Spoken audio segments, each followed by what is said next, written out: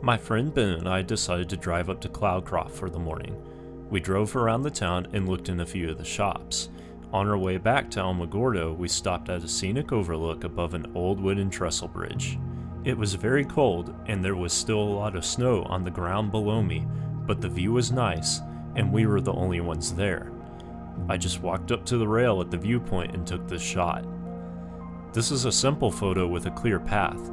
The bridge leads the eye through the bottom of the image where the trees have been cleared for the electrical lines up to the horizon. This is almost a black and white shot with the only points of color being the bridge and the sky.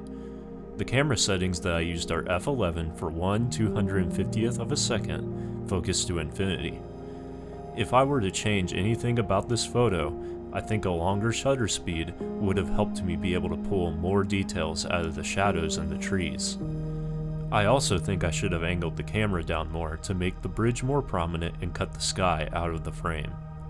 I tried cropping this image several different ways, but I still couldn't find one that I liked more than the original shot though. Everyone who has been to that overlook and stood at that rail has probably taken a similar picture. That doesn't make it bad though, it still captures a memory of that point in the trip and something that I am glad that I got to see. Unfortunately, I don't have any video footage to lead into these next images, but I think they are some of the best ones from this trip. I do have a short clip at the end of me attempting to sand sled though, and trust me, you don't want to miss that. Our plan for the evening was to go to White Sands National Park, so after we got back from Cloudcroft, we had dinner, then made our way there. We wanted to shoot during sunset, and this was one of those times where the plan worked out really well. If you've never been there before, definitely check it out. There is a paved road most of the way through the park with plenty of walking trails through the dunes, but where the road stops being paved is where things start getting really good. This is from one of the first trails that we took. One of the challenges of sand dune photography is being mindful of where I walked and avoiding footprints in the frame of my photos. White Sands is such a unique place that I wanted to get an abstract image to show how different and interesting it is. This shot is all about the patterns and texture in the sand. The sun was just starting to set and the light was still harsh, so I chose to make the photo black and white to take advantage of the strong contrast. I used my wide-angle lens at 35mm and my camera settings were f11 for 1/500th of a second focused on the foreground. I like to call shots like this one wallpaper images because of the lack of an explicit subject to catch the eye. The further we went into the park, the less desert shrubbery there was. This was good because, for the most part, I thought the vegetation was distracting and cluttered the frame in my shots. There were fewer people at these trails and fewer footprints in the sands, but the trails were still well established. I decided to switch to my long telephoto lens so I could shoot further into the dunes where there were even fewer footprints. The angle of the sun in the sky was starting to create fascinating shapes in the shadows throughout the dunes. These triangular shadows and the way they were mirroring each other caught my eye. I set my camera for f11 for 1/250th of a second and focused on the big sand dune in front of me. Patterns once again play a big part in this image, starting with the fingerprint-like ridges in the sand in the foreground and continuing with the repeated diagonal lines created by the dunes, zigzagging through the scene all the way to the mountains in the background. I especially like the layers that are in this image and the points of interest that are in each one. This is a great picture, and it is one of my favorites from this trip. We reached the point on the road going through the park where it stopped being paved. We pulled off and parked by some other cars, made sure we still had plenty of water, and wandered off into a new set of dunes.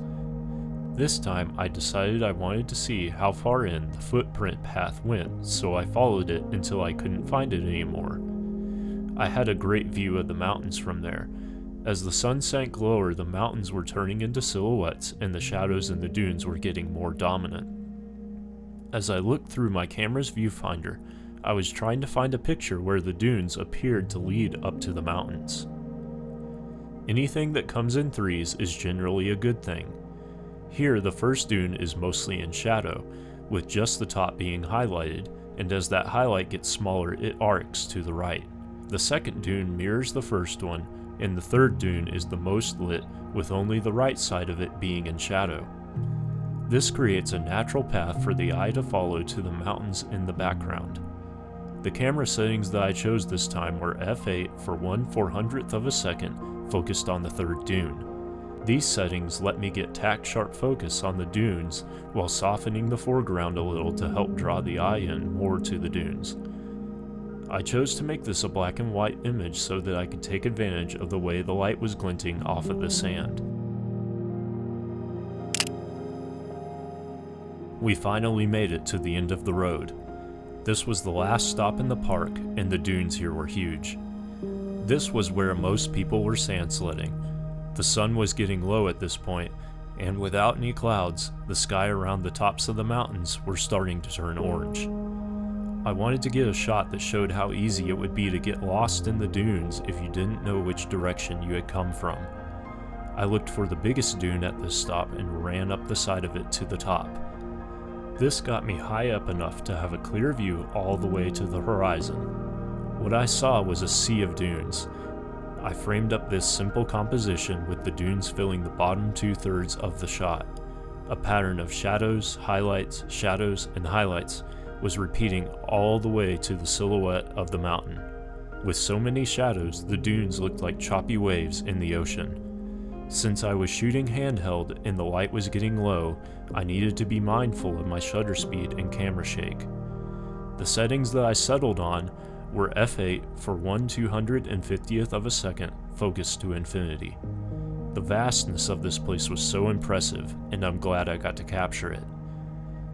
We were running out of water and running out of time before the park closed, so Ben and I decided to go back to our car, pack up our cameras, and get out the sand sleds.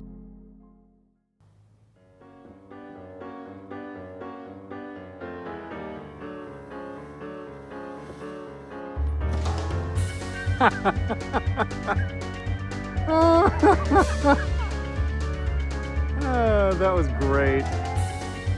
Seth pretty, everyone. I hope you appreciated that. Sand sledding was fun, even if I did tumble down the dune. If you get a chance, you should definitely try it out. Never be afraid to try something new.